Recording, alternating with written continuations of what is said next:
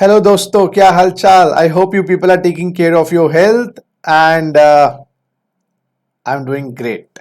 तो दोस्तों, आज हम बेसिक कॉन्सेप्ट्स लेक्चर नंबर 2 करने वाले हैं। फ्रेंड्स, लास्ट क्लास के अंदर जो बेसिक कॉन्सेप्ट्स लेक्चर नंबर 1 था, उसके अंदर मैंने बुनियादी बातें बताई थी। टैक्स लगाता कौन है, लगता कैसे है, इनकम टैक्स भरने के लिए क्या क्या चाहिए, और इसी प्रकार से आज मैं आपको बताने वाला हूं थोड़ी और बातें। तो ये जो बेसिक कॉन्सेप्ट्स लेक्चर नंबर 2 है, ये फोकस करने वाला है आपके 4 important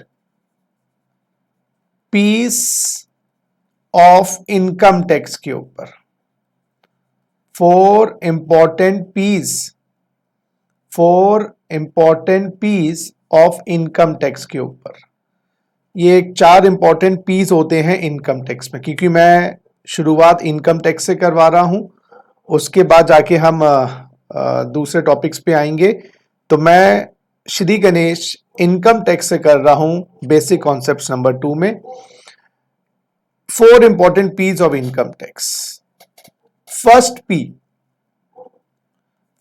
P is which person is liable to pay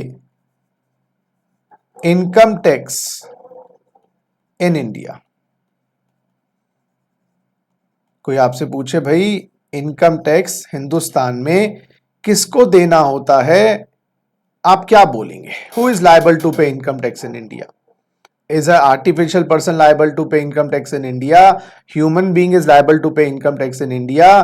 Or some firm is liable to pay tax in India? The answer to this simple question is any person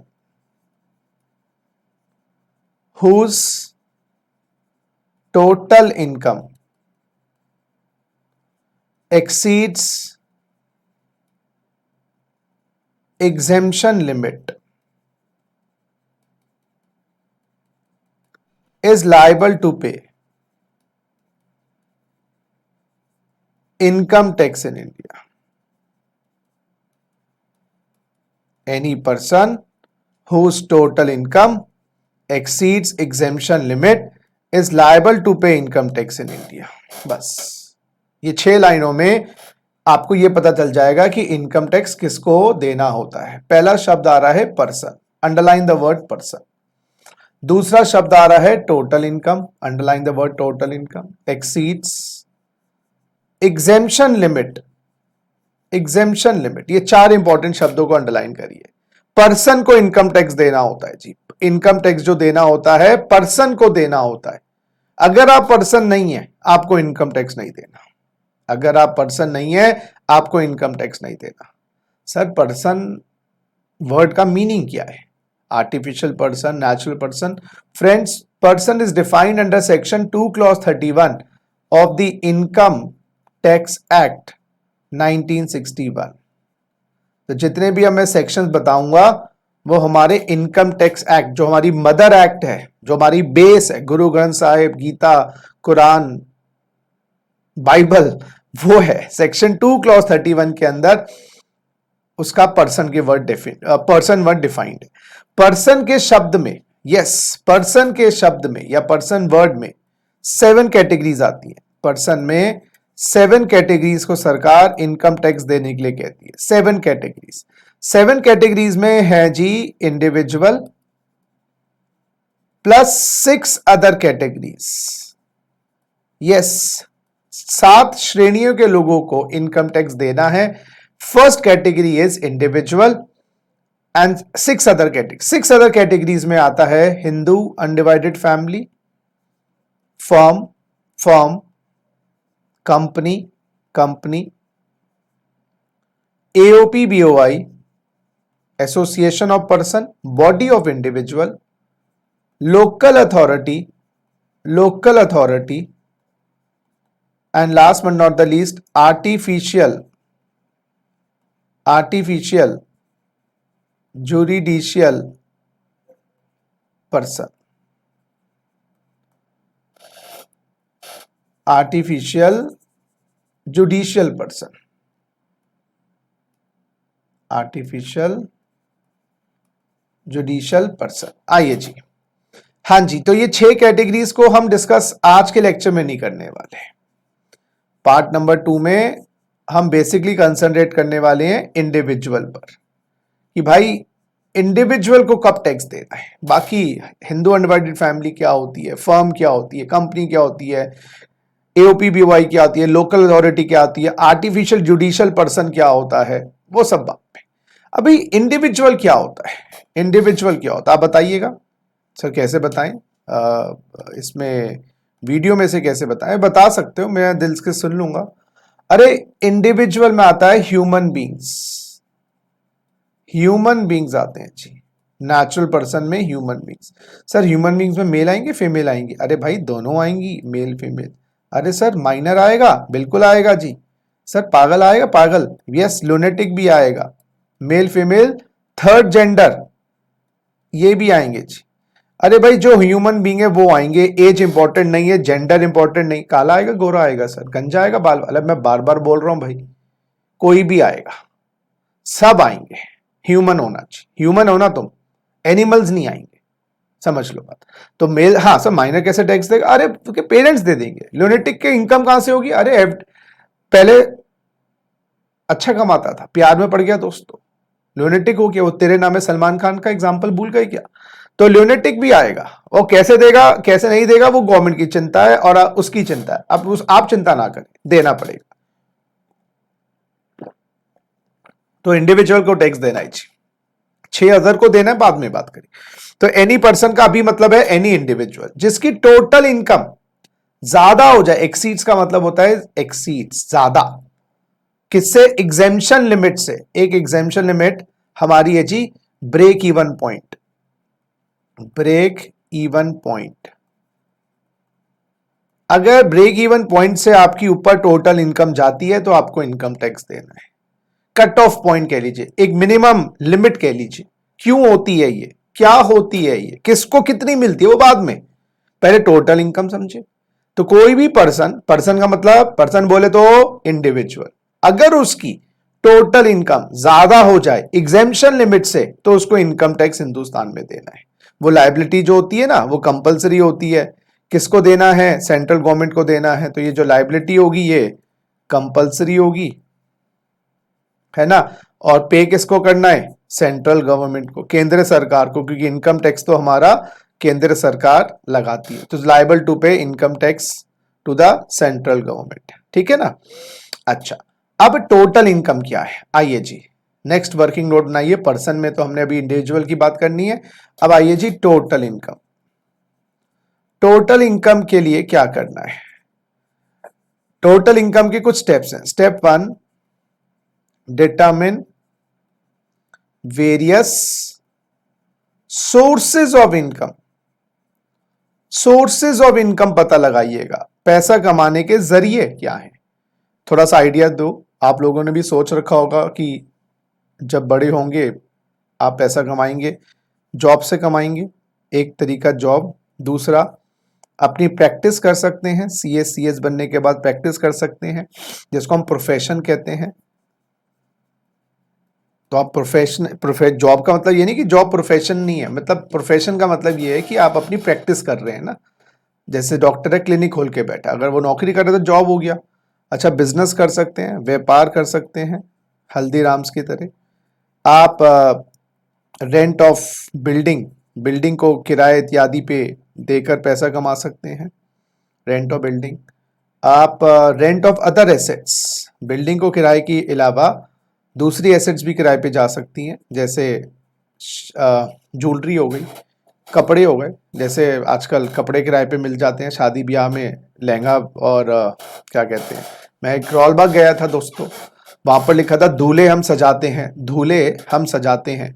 तो मैंने कहा भाई क्या होता है दूल्हे हम सजाते हैं? तो देखा वो रेंट की दुकान है, कपड़े वो शेरवानी और लहंगा इत्यादि बनते हैं, 1-1 लाख 2-2 लाख रुपए के बनते हैं। वो रेंट पे 10,000 रुपए दे देते हैं, और एक बार पहनने का दोस्तों मन नहीं करता ना, क्योंकि एक बार आपके साथ दुर्घटना हो गई है शादी की, तो उसके बाद दोबारा उसको उसी दुर्घटना याद आ जाएगी सारी, वो कौन याद करना चाहेगा। तो रेंट ऑफ अदर एसेट्स, उसके साथ आप सेल ऑफ एसेट्स, से भी पैसा कमा सकते हैं, शेयर्स, डिबेंचर, बॉन्ड्स बेचकर भी पैसा कमा सकते हैं। सेल ऑफ एसेट्स है ना, आपने सस्ते में कोई ज़मीन ले ली, ज़मीन को बेच दिया, गोल्ड ले लिया, गोल्ड बेच दिया। हाँ जी, और बताइएगा। अच्छा, इंटरेस्ट से भी पैसा कमा सकते हैं, ब्याज इत्यादि से। अच्छा, आप एग्रीकल्चर से भी पैसा कमा सकते हैं, खेती बाड़ी से। एग्रीकल्चर पे टैक्स लगेगा नहीं लगेगा वो बात की बात है, पहले ये तो देखें कि कमाने के तरीके क्या हैं। और बताइए, और बताइए, मैं ही बताया जा रहा हूँ, वैसे आप तो क्या बताओगे। अच्छा, और डिविडेंड से, शेयर्स पे डिविडेंड मिलता है, आप डिविडेंड से भी पैसा कमा सकते हैं। अच्छा, आप कैजुअल इनकम से भी पैसा कमा सकते हैं। कैजुअल इनकम होती है आपकी लॉटरी, हाँ दोस्तों बड़ी अच्छी आदत है, लगा लेना एक बार। Lottery, gambling, betting, horse race, other race. Lottery, gambling, betting, horse race, other race. इसके अंदर आपका गेम शोज, केबीसी इत्यादि, contests, betting, gambling, horse, card games, पत्ते खेलो, 3 पत्ती तो खेलनी आती होगी दोस्तों।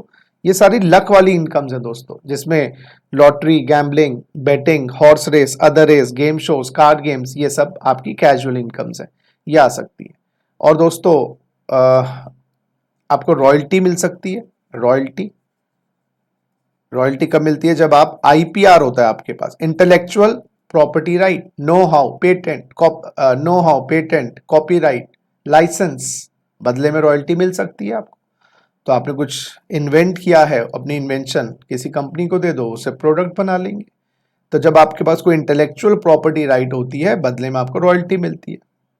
दोस्तों गिफ्ट, यस, गवर्नमेंट कहती है भाई गिफ्ट से भी पैसा तो आ ही रहा है ना आपको। आपको कोई, आपको फ्रेंड हर साल 1 लाख रुपए गिफ्ट करता है, कमाई तो है ही। अब ऐसे फ्रेंड मिलते नहीं है दोस्तों, लेकिन स्टिल। तो जरा देखें एक बार। अच्छा, शाहरुख खान, सुनिधि चौहान, एमएफ हुसैन, कोई सिंगर है, कोई डांसर है, इनको क्या बोलोगे, ये भी तो कमा रहे हैं। स्पोर्ट्समैन विराट कोहली, ये प्रोफेशन, इसको टेक्निकली हम कहते हैं वोकेशन।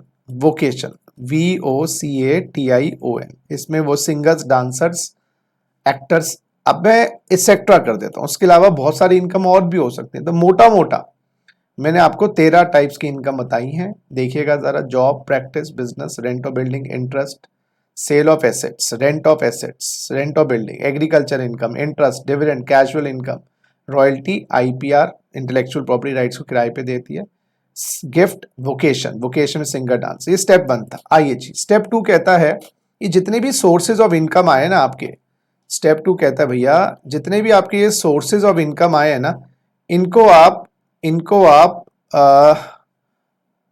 5 हेड्स में डिवाइड करिएगा। हाँ जी, देखिए जरा। तो आपका स्टेप 2 कहता है divide all the sources of income into 5 heads. 5 heads के अंदर हमें इनको डिवाइड करना है। और ये सेक्शन 14 भी है इनकम टैक्स एक्ट का। क्यों डिवाइड करना है, पहले डिवाइड करना तो सीखें। क्यों ABCD सीख रहे हैं, पहले सीखो तो सही ABCD, फिर उसका रीजन बताऊंगा। पहला हेड है जी income under the head salary. दूसरा है जी income under the head house property. तीसरा हेड है जी income under the head business और प्रोफेशन। चौथा है जी income under the head capital gains. Capital gains, income under the head capital gains. और जो भैया 5वां है वो आपका है income under the head other sources. Other sources लिखिएगा जरा, income under the head other sources. ये 5 आपके हेड्स हैं, कैटेगरीज हैं, कॉलम्स हैं, डिब्बे हैं, अकाउंट हैं, जिसमें आपको ये ये मान लीजिए 5 ऐसे डब्बे हैं, जितना भी आपने कमाया 12-13 सोर्सेज मैंने बताए, किसी ने 4 से कमाए, उसमें आपने 15-20 लाख रुपए कमाए, वो 15-20 लाख रुपए आपको 5 डब्बों में दिखाने हैं। सीधी सी बात, ये 5 डब्बे मान लो, तो आपने जितना भी कमाया साल में, अब मैं बता रहा हूं उनको, बस 10 लाख कमाए, 20 लाख कमाए, जो आया है उनको 5 डब्बों में डालना है, तो 5 लॉकर कह लो। हाँ जी, सैलरी जो है ना, इसमें आप बताएंगे कौन सी इनकम आएगी उस 13 में से।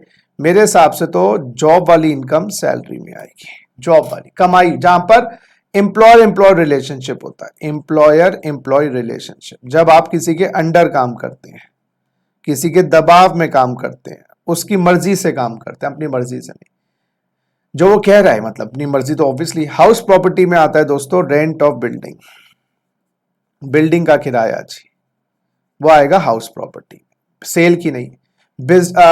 बिजनेस प्रोफेशन में 3 इनकम आएंगी बच्चों, बिजनेस प्रोफेशन और वोकेशन। हाँ जी, देखो तीनों इनकम आएंगी, बिजनेस प्रोफेशन और वोकेशन, तीनों में फर्क किया है। देखो जी, बिजनेस का एग्जांपल हो गया जी, अगर हम एग्जांपल लें बिजनेस का, Haldiram's is a restaurant chain of north India, और इसका एग्जांपल हो गया what do you call, bank, insurance कंपनियां। अच्छा, हल्दीराम क्या करता है, सेल ऑफ फूड करता है, सेल ऑफ फूड, और बैंक क्या करता है, और इंश्योरेंस क्या करता है, सेल ऑफ सर्विसेज। तो ये मत सोचना बिजनेस में गुड्स ही होते हैं, बिजनेस में सर्विस भी होती है। तो business of banking ICICI bank, और ये मैक्स लाइफ आपकी बिजनेस ऑफ इंश्योरेंस हो गया। तो बिजनेस में गुड्स भी होता है और सर्विसेज भी होते हैं। सर फिर प्रोफेशन क्या हुआ, एक डॉक्टर जिसकी अपनी प्रैक्टिस है, उसको हम प्रोफेशन में डालेंगे। क्यों सर, डॉक्टर नौकरी करता है, तो फिर एम्प्लॉयर एम्प्लॉय रिलेशनशिप में वो जॉब में चला जाएगा, वो जॉब वाली इनकम हो जाएगी, सैलरी में चला जाएगा। लेकिन डॉक्टर का अपना क्लिनिक है, यानी कि अपना क्लिनिक है, तो हम उसको प्रोफेशन में दिखाएंगे। तो फिर इसमें भी सर्विस हुई, ये भी तो सर्विस है। तो सर कैसे पता चलेगा कि सर्विस बिजनेस वाली है, सर्विस प्रोफेशन वाली? भाई ये वाली जो सर्विस है ना, इसके लिए आपको बॉडी ऑफ नॉलेज लेनी पड़ेगी, कोई नॉलेज इकट्ठी करनी पड़ेगी, जो कोर्स करके आएगा, कोर्स करके आएगा, कोर्स करके आएगा। हाँ, इंश्योरेंस है, उसके लिए कोई कोर्स नहीं करना, इंश्योरेंस कंपनी लाइसेंस लेना पड़ता है। बैंकिंग के लिए कोई आपको, मैं बैंक खोलना चाहता हूं, तो उसके लिए कोई डिग्री नहीं चाहिए आपको, तो ये मतलब कोर्स करना है, डिग्री चाहिए, समझो मेरी बात, ये वाली बातें होती है। इसका एग्जांपल डॉक्टर की जगह सीए भी हो सकता है, सीएस भी हो सकता है, एलएलबी भी हो सकता है, इंटीरियर डेकोरेटर, आर्किटेक्ट, इंजीनियर, ये सब हो गया। तो जहां पर कोई गतिविधि, अच्छा यहां पर गुड्स नहीं होते प्रोफेशन में, यहां पर कोचिंग, सर कोचिंग का आएगा, हाँ बिजनेस में आएगा दोस्तों, वहां पर सर्विसेज दे रहे हैं, लेकिन सर उसके लिए तो नॉलेज की आवश्यकता होती है, बॉडी ऑफ नॉलेज, तो प्रोफेशन में भी डाल सकते हैं। सर ये तो बड़ा कंफ्यूजिंग हो गया। देखो सर, बड़ी एक महीन रेखा है, मैं बार बार बोल रहा हूं, बड़ी एक महीन रेखा है, यस, बड़ी एक महीन रेखा है कि कब बिजनेस में आएगा, कब प्रोफेशन में आएगा। बोल बेसिकली एक एक्टिविटी जो चलाई जाए कोर्स करने के बाद। देखो मैं एग्जांपल बोलूं, टीचर होने के लिए कोई प्रोफेशनल होने की जरूरत नहीं है, समझो मेरी बात। गुरु बनने के लिए आप, हाँ अरे भाई कोई टैक्स पढ़ा रहा है, हो सकता है सीए ना हो सकता है वो सीएस ना हो, खाली 12th पास है, उसने टैक्स की नॉलेज ले ली। तो डिपेंड्स ना कि आप क्या, वो activity based on some knowledge. अच्छा नॉलेज के बिना हो ही नहीं सकता, वो तो फिर प्रोफेशन है, कोर्स के बिना हो ही नहीं सकता। डॉक्टर बन ही नहीं सकते बिना एमबीबीएस की डिग्री के, लॉयर बन ही नहीं सकते बिना एलएलबी की डिग्री के, तो वो तो प्रोफेशन है ही। लेकिन बिजनेस में आपको डिग्री मिल जाए वो अच्छी बात है, डिग्री ना हो तो कहीं ना कहीं कोचिंग को हम बिजनेस में ही दिखाएंगे। लेकिन हाँ, एक कोई पर्सनल टीचर है, हम उसको प्रोफेशन में डाल सकते हैं, बात समझनी। तो एक महीन रेखा होती है कि कब चीज बिजनेस में है, कब चीज प्रोफेशन में है। बिजनेस में यस, आपका गुड्स भी आएगा, सर्विस भी आएगा, लेकिन कोई ज्ञान नहीं बोलूं मैं, बॉडी ऑफ नॉलेज कोर्स करके करने की आवश्यकता नहीं है। सर फिर वोकेशन क्या है? तीन चीजें बोली ना आएंगी। वोकेशन है सिंगर, डांसर, इसमें भी सर्विस है। सिंगर, डांसर, इसमें भी सर्विस है, लेकिन ये जो सर्विस है ये आपके टैलेंट पे बेस्ड है, आपकी स्किल्स के ऊपर बेस्ड है। इसके लिए आपके पास टैलेंट या स्किल्स होनी चाहिए। समझो, तीनों में एक ही। अच्छा, ये बात याद रखना, एक सर्विस बिजनेस की भी हो सकती है, सर्विस प्रोफेशन की भी हो सकती है, सर्विस वोकेशन की भी। तो ये मत याद कर लेना कि बिजनेस में हमेशा सर्विसेज ही होती है। अच्छा, अब ये जो तीन बातें मैंने बताई, बिजनेस, प्रोफेशन और वोकेशन। अब ये बिजनेस, प्रोफेशन, वोकेशन, तीनों में एक कॉमन बात है। तीनों में बात क्या है? आप ओन मास्टर हैं अपने। हाँ, आप ओन मास्टर हैं, किसी पे डिपेंडेंट नहीं है।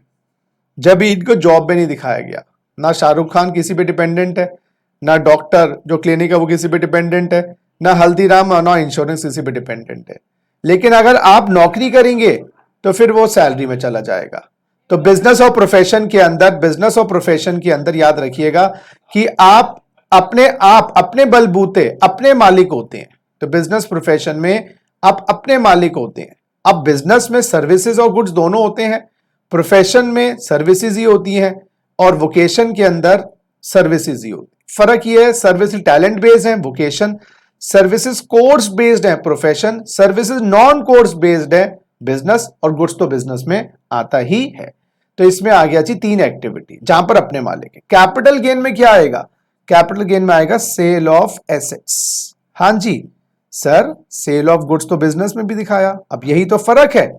कल्याण ज्वेलर्स, पीसी ज्वेलर्स, वो बिजनेस में आएगा। सेल ऑफ, वहां पर कल्याण, मान लो ये पीसी ज्वेलर्स है, ये बिजनेस है, वहां पर सेल ऑफ फूड नहीं होगा, वहां पर होगा सेल ऑफ ज्वेलरी। तो जो ज्वेलरी बेच रहा है, ज्वेलरी बेच रहा है वो बिजनेस हो गया, ज्वेलरी बेच रहा है वो बिजनेस हो गया। फिर वो सेल ऑफ एसेट्स नहीं है, क्योंकि उसके लिए, सुनिएगा सुनिएगा बात, क्योंकि उसके लिए फूड स्टॉक है। हल्दीराम के लिए फूड स्टॉक है, ऐसे ज्वेलरी पीसी ज्वेलर्स के लिए स्टॉक है, स्टॉक इन ट्रेड। तो स्टॉक इन ट्रेड को बेचोगे तो वो सेल ऑफ एसेट्स नहीं माना जाता, क्योंकि वो रेवेन्यू एसेट्स है। तो बिजनेस में आपकी बेचने का काम है, अगर हिंदी में बोले ना, बेचने बेचने बेचने का काम है।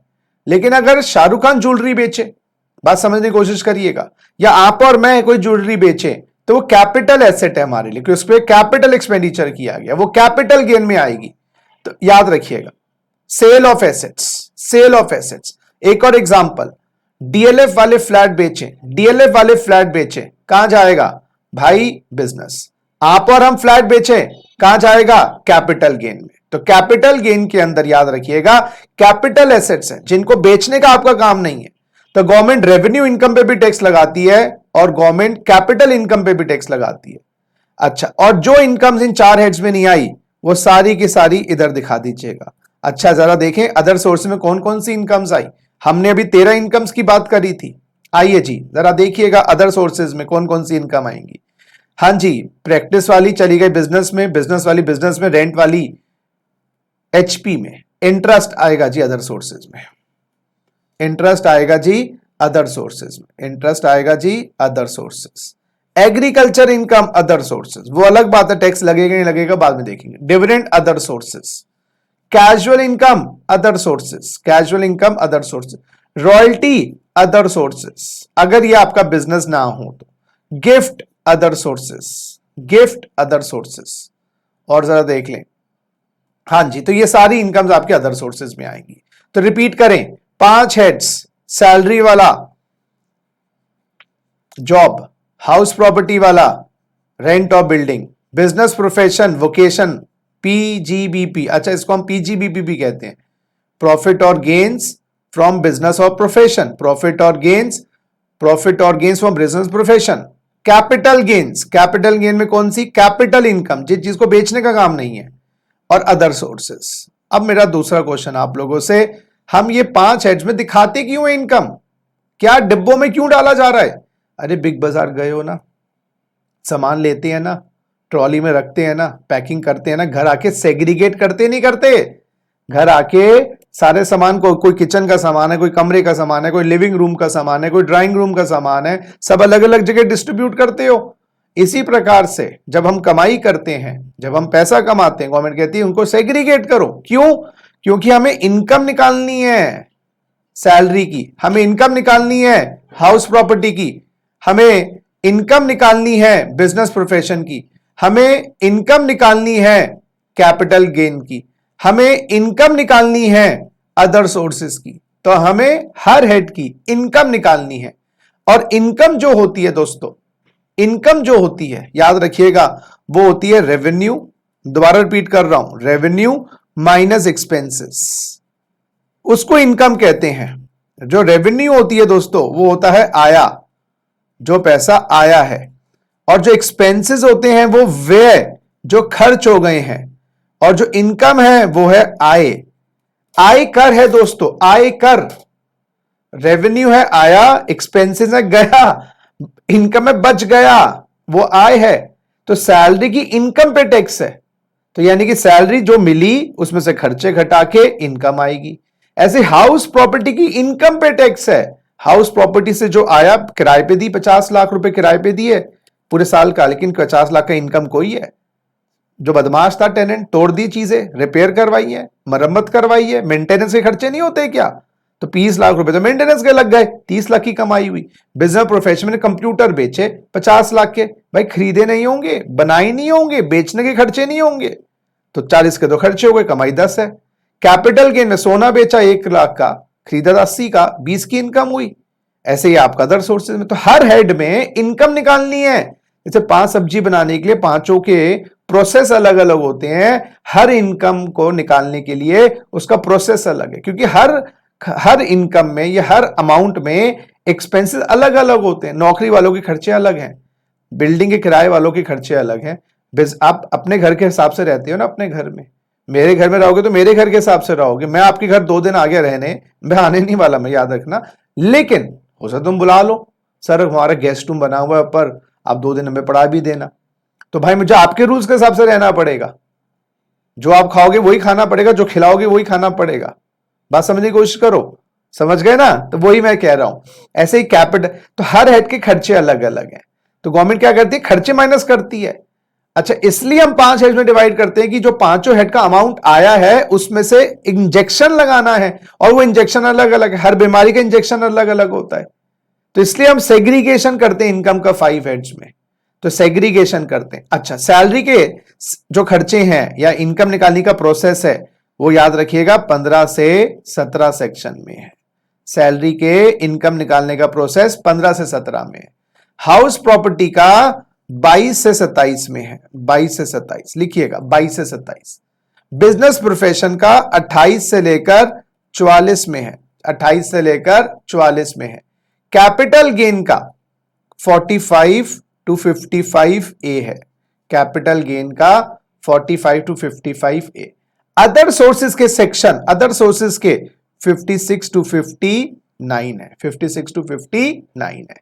तो आपको करना क्या है, कमाई को जितनी भी कमाया 10 12 20 लाख रुपए वो इकट्ठा करिए, और उसमें से माइनस करिए, उसमें से माइनस करिए खर्चे। यस, उस हेड के जो भी खर्चे हुए हैं वो माइनस करिएगा, और खर्चे माइनस करने के बाद, खर्चे माइनस करने के बाद इनकम निकालिएगा। बात समझ आ गई? और इनकम पे हमें टैक्स लगाना है। तीसरा स्टेप, स्टेप 3, अब आपको पांचों की जब निचोड़ आ जाएगा, पांचों का जब जूस आ जाएगा, 2 एडजस्टमेंट्स करनी है, 2 एडजस्टमेंट्स करनी है। एक एडजस्टमेंट्स क्लबिंग ऑफ इनकम, एक एडजस्टमेंट क्लबिंग ऑफ इनकम, और दूसरी adjustment set off losses, set off losses. Clubbing की सेक्शन है 60 to section 64, set off losses के सेक्शंस हैं 70 टू 80। वैसे 65 ज्यादा है, लेकिन हम 64 तक मेन समझते हैं। क्लबिंग क्या चीज है, तू प्यार है किसी और का, तुझे देखता कोई और है। भाई दूसरे की इनकम आपकी इनकम में जोड़ देते हैं। क्यों जोड़ते हैं, किन परिस्थितियों में जोड़ते हैं, वो मैं क्लबिंग में बताऊंगा, अभी नहीं।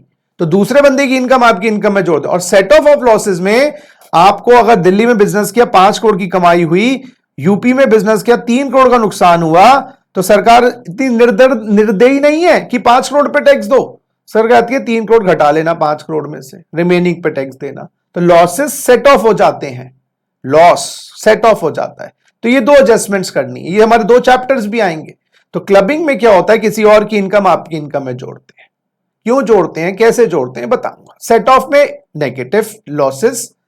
अब आप क्या करिएगा, एडजस्टमेंट्स करने के बाद स्टेप 4 में सम टोटल कर दीजिएगा 5 हेड्स का, सम टोटल ऑफ 5 हेड्स कर दीजिएगा, which is known as gross total income. Sum total of 5 heads is known as gross total income. 5 head का टोटल जीटीआई कहलाता है। अब उस जीटीआई में से, हां जी, अब 5 हेड का टोटल करना है। मैंने क्या किया, कमाई करी, खर्चे माइनस किए, 5 डिब्बों का निचोड़ प्रॉफिट निकाला, 2 एडजस्टमेंट्स लगाई, इंजेक्शन लगाए, 5 का total GTI, gross total income. अभी हमें चाहिए टोटल इनकम, इसमें से रिड्यूस करो, deductions under section 80C to 80U। Sir ये क्या है, बेसिकली ये आपकी ना इन्वेस्टमेंट्स हैं, इंसेंटिव्स हैं, जो गवर्नमेंट कहती है आप अपने पैसे का निवेश करो। और जैसे अगर आपकी जीटीआई आई 10 लाख रुपए और आपके 80C to 80U है 3 लाख रुपए, सर क्या कहते 3 लाख घटा दो, हम 7 लाख पे टैक्स लेंगे। बेसिकली डिडक्शंस क्या है, मैं आपको बता दूं, जो डिडक्शंस होते हैं ना, ये आपके इंसेंटिव्स होते हैं। सब लोग पैसा कमा कमा के घर में रख लेंगे तो बाहर लिक्विडिटी नहीं आएगी, तो सरकार आपको लालच देती है कि आप कमा कर पैसा बैंक की एफडी में लगाओ, कमा कर पैसा एलआईसी में लगाओ, बैंक हेल्थ इंश्योरेंस में लगाओ, बस हजारों तरीके से पैसा निवेश करो, उस डोनेशंस दो। क्यों, उससे पैसा सर्कुलेट करेगा। जैसे आपको क्लास में आने का मन नहीं करता, मैंने कहा हर क्लास में आओगे 500 रुपए दूंगा, अरे बेटा आप क्लास में 500 रुपए के चक्कर में आओगे क्या, 50 क्लास होगी, 500 रुपए, 25,000 रुपए, और क्या चाहिए, इतनी तो फीस भी नहीं दी। तो डिडक्शंस इंसेंट, सरकार को तो नुकसान है डिडक्शन देके, क्योंकि डिडक्शन से सरकार की इनकम टैक्स कम होता है। कौन कहा कोई नहीं, मार्केट में पैसा तो आ जाता है, मुझे पैसा 500 रुपए देकर नुकसान है, लेकिन फायदा यह है कि आप बच्चे पढ़ना स्टार्ट कर दिए। अब step 6 is known as balance amount is known as total income. Balance amount is known as total income. इस पे टैक्स लगाना है, टोटल इनकम पे टैक्स लगाना है दोस्तों, टोटल इनकम।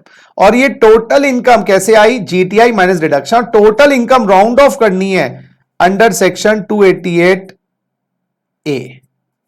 सर कैसे राउंड ऑफ करनी है, अगर टोटल इनकम आई 2,85,855 रुपए 55 पैसे, सरकार कहती है ये क्या इनकम है, इसको राउंड ऑफ करो, पैसा को इग्नोर कर दो, और 285,860 लास्ट डिजिट अगर 5 या 5 से ज्यादा है, 85 855 है ना, तो 856 857 858 859 860 हो जाएगा। 854 है, 853 है, 852 है, 851 है, तो 850 हो जाएगा। तो लास्ट डिजिट पैसा इग्नोर कर देना, पैसा इग्नोर कर देना, 80 पैसे 90 पैसे हो। 5 और मोर है तो next multiple of 10, last digit 5 और मोर है तो नेक्स्ट मल्टीपल ऑफ 10 पर राउंडिंग ऑफ है, नेक्स्ट मल्टीपल ऑफ 10। और अगर लास्ट डिजिट लेस देन 5 है तो prior multiple of 10, prior multiple of 10। तो पैसा इग्नोर कर देना, लास्ट डिजिट अगर 5 या 5 से ज्यादा है तो आपको next multiple of 10, last digit अगर 5 से कम है तो प्रायर। एक और एग्जांपल देखिए, अगर 2,85,854 आया तो 285,850, 56 पैसे भी थे इसमें, अरे भाड़ में गए 56 पैसे।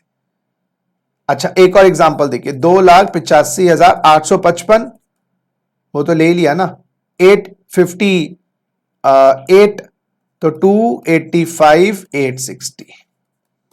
तो पैसा इग्नोर कर देना जी, लास्ट डिजिट अगर 5 या 5 से ज्यादा है तो next multiple of 10, last digit अगर 5 से कम है तो प्रायर मल्टीपल ऑफ 10। ठीक है, ये हो गया जी टोटल इनकम। अब टोटल इनकम को किससे कंपेयर करना है, यस देखिए जरा, टोटल इनकम को कंपेयर करना है एग्जेम्पशन लिमिट से। तो ये जो टोटल इनकम है ना, ये इनकम टैक्स ने एक फिगर निकाला है। अगर वो फिगर तुम्हारा एग्जेम्पशन लिमिट से, अगर वो फिगर तुम्हारा एग्जेम्पशन लिमिट से आइए जरा देखें, अगर वो फिगर तुम्हारा एग्जेम्पशन लिमिट से ऊपर चला जाए तो आपको टैक्स देना है। तो वो एग्जेम्पशन लिमिट क्या है, जरा लिखें, एग्जेम्पशन लिमिट क्या है। वो एग्जेम्पशन लिमिट अगर हम बात करें, इंडिविजुअल की बात करें, तीन है जी, तीन है जी। एक है जी वेरी सीनियर सिटीजन, एक है जी सीनियर सिटीजन, और एक है जी अदर इंडिविजुअल। दोस्तों इंडिविजुअल को तीन हिस्सों में, वेरी सीनियर सिटीजन का मतलब है, वेरी सीनियर सिटीजन का मतलब है मिनिमम 80 इयर्स या 80 इयर्स से ज्यादा, और हिंदुस्तान में रहने वाला। अभी रेजिडेंट वर्ड मतलब हिंदुस्तान में रहने वाला। इसमें लता दीदी का एग्जाम्पल आ गया, 80 साल की और रेजिडेंट भी, इंडिया में रहती भी है। सीनियर सिटीजन का मिनिमम 60 साल, 80 साल से कम, प्लस रेजिडेंट इंडिया में रहने वाला। इसमें हमारे angry young man Amit ji का एग्जाम्पल आ गया, अमित जी।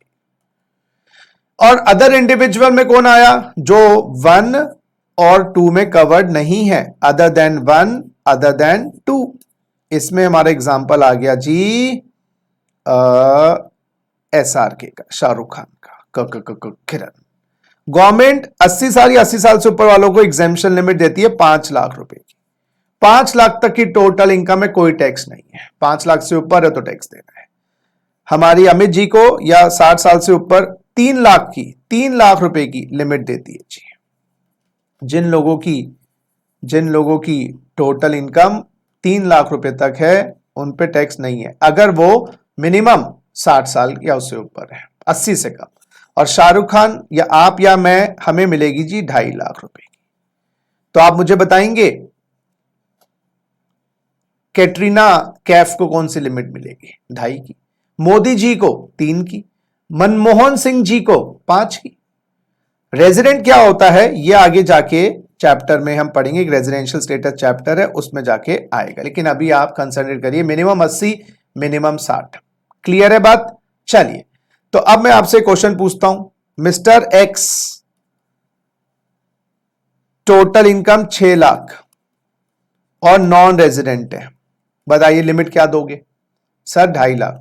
क्यों सर 2.5 लाख क्यों, अरे बेटा अच्छा उम्र तो बता ही नहीं, उम्र 85 ईयर्स, चाहे इंडिविजुअल 85 है। अच्छा ये टोटल इनकम 6 लाख है ना, ये छोड़ो, ये टोटल इनकम वर्ड हटा ही देते हैं, कंफ्यूज कर रहा है ना। यहां पर उम्र लिखते हैं, तो मिस्टर एक्स है 85 ईयर्स की उम्र है और नॉन रेजिडेंट है, 2.5 लाख की लिमिट, क्योंकि नॉन रेजिडेंट है, थर्ड कैटेगरी में आ गया। तो थर्ड कैटेगरी में आएंगे 60 साल से कम वाले और सारे नॉन रेजिडेंट्स, क्योंकि फर्स्ट 2 में दोनों जगह रेजिडेंट वर्ड है। तो भाई जो नॉन रेजिडेंट, जो इंडिया में नहीं रहता, वो तो यहां ही आएगा। अच्छा दूसरा example, mister x 85 years resident, sir 5 lakh रुपए, बहुत बढ़िया। Mister x 65 years plus resident, sir 3 lakh रुपए, बहुत बढ़िया मुन्ना, बहुत बढ़िया। सर मिस्टर एक्स, अरे क्वेश्चन तो बोलने दो भाई, 65 years non resident, sir 2.5 lakh, non resident 2.5 में ही आएगा। सर अरे भाई सुनो, मिस्टर एक्स 25 साल प्लस नॉन रेजिडेंट, अरे बेटा 2.5 लाख की लिमिट ही लगेगी। मिस्टर एक्स 25 साल रेजिडेंट, 2.5 लाख की लिमिट ही लगेगी। तो जो 60 से कम है या नॉन रेजिडेंट है, अब नोटिस करना सब पे लिमिट 2.5 की है। बात समझ आ गई। चलिए ये हो गया आपका फर्स्ट पी क्या था जरा देखेंगे।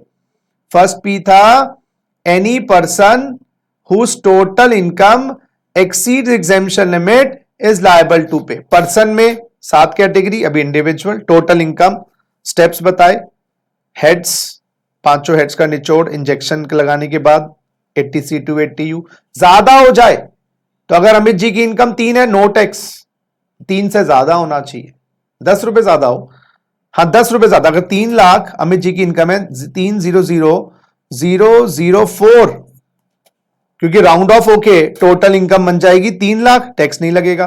लेकिन 300,005 है तो 300,010, एग्जेम्पशन लिमिट से ऊपर चले गए टैक्स देना पड़ेगा, लेकिन टैक्स आगे जाके हम बहुत पेचीदगियां हैं, अभी सिंपल काम कर रहे हैं, आगे डिस्काउंट्स भी है टैक्स से, वो भी करेंगे, अभी नहीं। तो भाई एग्जेम्पशन लिमिट से ऊपर है, लायबल है जी। आइए जी, अब आते हैं हम अपने सेकंड पी की तरफ, और सेकंड पी है हमारा what is the period of calculation of total income. ये जो टोटल इनकम निकाली जा रही है, salary, house property, business, profession, ये क्वार्टरली है, मंथली है या ईयरली है?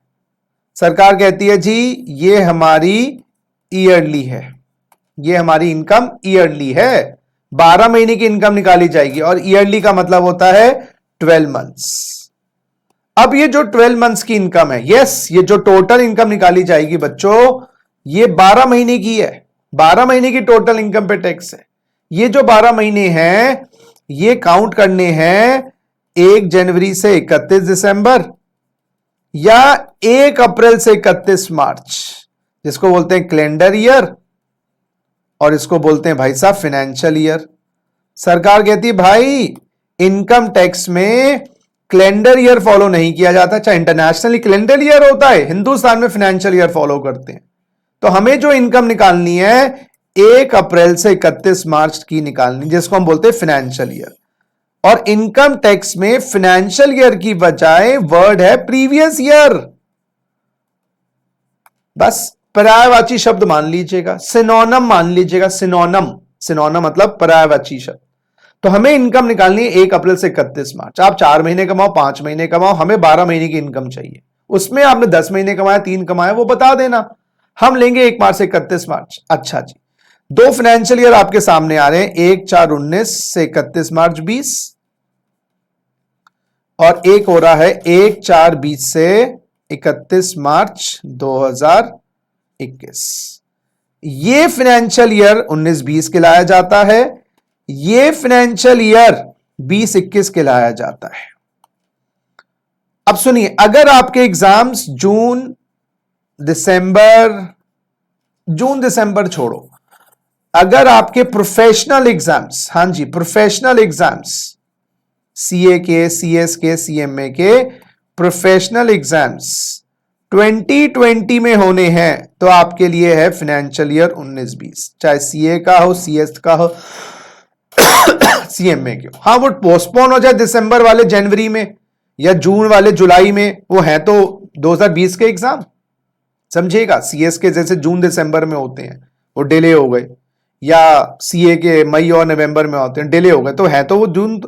ये वाला जो फाइनेंशियल ईयर होगा जिनके प्रोफेशनल एग्जाम्स, ये नहीं कि सीएस प्रोफेशनल, भाई सीए, सीएस, सीएमए, जो ये प्रोफेशनल एग्जाम्स है, ये नहीं सीएस प्रोफेशनल। दोबारा बोल रहा हूं मैं, आपके अगर एग्जाम्स एग्जीक्यूटिव के हो, सीएस प्रोफेशनल के हो, सीए इंटर के हो, सीए फाइनल के हो, सीएमए इंटर के हो, सीएमए फाइनल के हो, प्रोफेशनल एग्जाम्स 2020 में, तो आपके लिए फाइनेंशियल ईयर है 19-20। और अगर आपके प्रोफेशनल एग्जाम्स 2021 में होंगे, 2021 के होने हैं, वो पोस्टपोनमेंट वाले नहीं, तो आपके लिए होगा फाइनेंशियल ईयर 2021। ये याद रखिए, फाइनेंशियल ईयर 2021। अच्छा, याद करिएगा, बजट आ जाता है फाइनेंशियल ईयर शुरू होने से पहले, तो आपके लिए होगा फाइनेंस एक्ट 2019। समझिएगा, जिनके एग्जाम 2020 में है, मैं दोबारा रिपीट कर रहा हूं, डिले हो जाए, मई के जून में हो जाए, जून के अगस्त में हो जाए, अगस्त सितंबर में हो जाए, नवंबर में एग्जाम है, दिसंबर में हो जाए, दिसंबर का जनवरी में शिफ्ट हो जाए, है तो 2020 का एग्जाम ना, तो फाइनेंस एक्ट 19, और इनके लिए होगा जी फाइनेंस एक्ट 2020। फाइनेंस एक्ट 2020, जिनके एग्जाम्स 2020 में होने हैं, मई 2020, मई 2020 जून, 2020 क्यों बोल रहा हूं मैं, 2021 बोलना चाहिए मुझे। हाँ, जिनके, एक सेकेंड दोस्तों, एक सेकेंड, हाँ, जिनके एग्जाम 2021 में होने हैं, 2021 मई, 2021 जून, 2021 दिसंबर, 2021 नवंबर, उनके लिए फाइनेंस एक्ट 20 है। तो दोबारा से रिपीट करो, ये चार्ट देखते रहो भैया, घूरते रहना इस चार्ट को। तो जो एग्जाम्स जिन लोगों के 19-20 में है, सॉरी 2020 में एग्जाम्स है, जनवरी से दिसंबर के बीच में डिले हो जाए फाइनेंशियल ईयर 19-20, और जिन लोगों के एग्जाम्स 2021 में होने हैं, अभी 2021 आया भी नहीं है, 21 में होने हैं, वो डिले वाले नहीं, ड्यू वाले, उनके लिए 2021 फाइनेंस एक्ट 20। क्लियर है, समझ आ गई बात? अच्छा, बीकॉम के एग्जाम जो होते हैं उनमें एक साल पीछे होता है। बीकॉम के एग्जाम में 2020 में जो होने हैं वो फाइनेंशियल ईयर 18-19 है, और बीकॉम के एग्जाम अगर 2021 में होने हैं उसमें 19-20 है। ठीक है, तो आप अपना लेवल देखिएगा और उसके हिसाब से पढ़ाई करिएगा। जो लेक्चर्स आपको मिलेंगे वो आपके लिए बने हैं, लेकिन मैं ओवरव्यू सारा बता देता हूं आप लोगों को। क्लियर है? चलिए, ये हो गया जी प्रीवियस ईयर। तो दूसरा क्वेश्चन जो दूसरा पी था, what is the period of calculation of total income? बाबा रे बाबा, टोटल इनकम है 12 महीने की, और 12 महीने अप्रैल से मार्च, जिसको बोलते हैं फाइनेंशियल ईयर, और फाइनेंशियल ईयर प्रीवियस ईयर। तो अगर तुम दोस्तों तुम्हारे लिए प्रीवियस ईयर कौन सा है? 2020 के एग्जाम वालों के लिए प्रीवियस ईयर 19-20, और 2021 के एग्जाम वालों के लिए प्रीवियस ईयर 20-21, और बीकॉम का एग्जाम है 2020 में तो 18-19, और 2021 में एग्जाम है तो 19-20।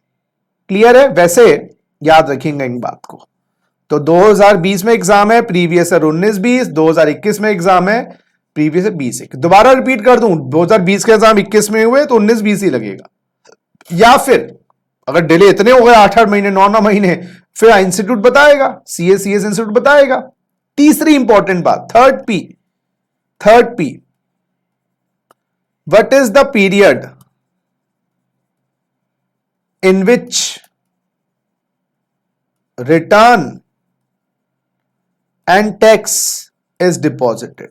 What is the period in which return and tax is deposited? दोस्तों, इसको समझाने के लिए मैं अपने दोस्त रामलाल का एग्जांपल लेता हूं, जिसने एक दुकान खोली लाजपत नगर में 1/4/19 को, और उसने मुझे एज अ सीए रखा कि गुप्ता तू अच्छा दोस्त है मेरा, मेरे सारा टैक्स का काम तू करियो। तो मैं 1/4/19 को उसने बिजनेस कमेंस किया। दोस्तों, मैं उसके पूरे साल की इनकम निकालना चाहता हूं, प्रीवियस ईयर 19-20 की।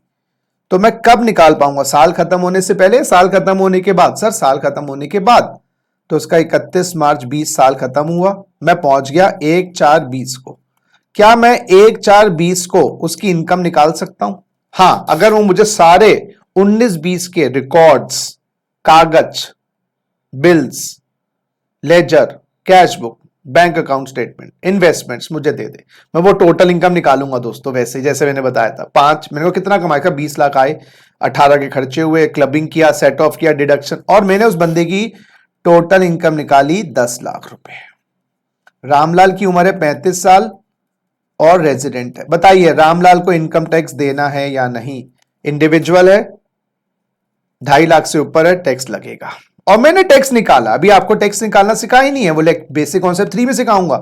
और टैक्स निकाला मैंने उसका 1,17,000 रुपए। ये कैसे आया ये आप सीखेंगे आगे।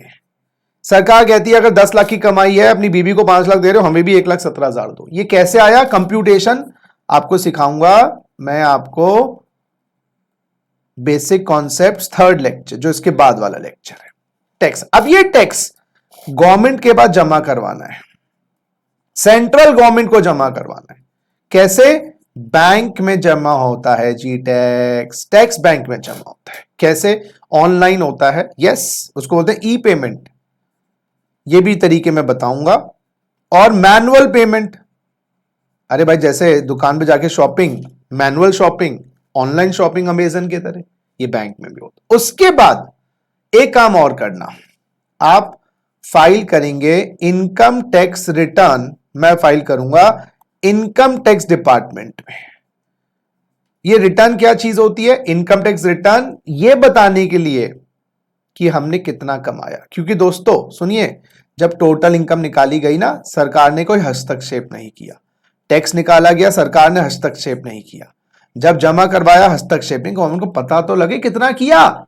अब ये जो रिटर्न है ये भी ई फाइलिंग के माध्यम से और मैनुअल फाइलिंग। अब मैनुअल फाइलिंग तो बहुत रेयर केस में रह गई है, लेकिन हम कर सकते हैं। वो किसके लिए होगा, वो एक चैप्टर आएगा रिटर्न का, वो बताऊंगा।